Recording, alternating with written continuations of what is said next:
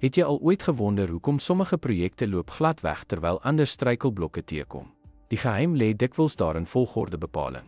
Behoorlike volgordebepaling identifiseer taakafhanklikhede en verseker dat elke stap logies op die laaste volg, wat chaos en verwarring voorkom. Volgordebepaling help om taakafhanklikhede te identifiseer en die logiese volgorde waarin aktiwiteite moet plaasvind. Dit stel projekbestuurders in staat om potensiële skeduleringskonflikte te antisipeer en aan te spreek. Volgordebepaling help om die kritieke pad en potensiële vertragings te identifiseer.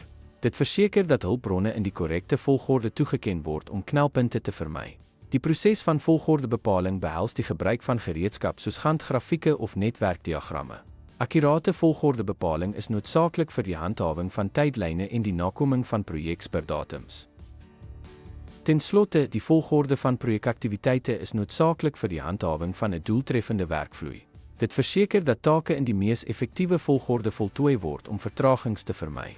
Dankie dat u by ons aangesluit het.